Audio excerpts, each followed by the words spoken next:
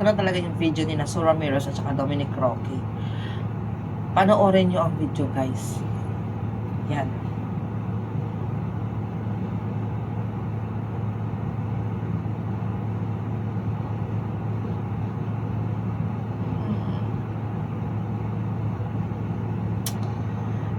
Nakikita nyo ba? Sa nakikita ko naman, parang it's a game. Hindi, parang walang something relationship naman. Sa akin lang, ha. Parang, alam mo yung truth or dare? Kasi ang dami naman nila eh. Ang dami naman nagbibideo sa kanila eh. Parang katuwaan yun. Para sa akin lang, ha. Kasi hindi naman ako ganun ka.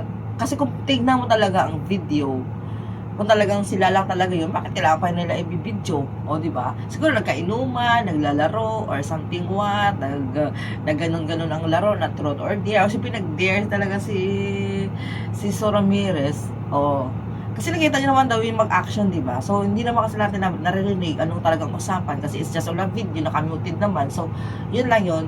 Kaya huwag natin masyadong gawa ng issue, no? Pero kung pareho naman sila single, just go ahead. There's nothing wrong about it. Yun lang. Bye.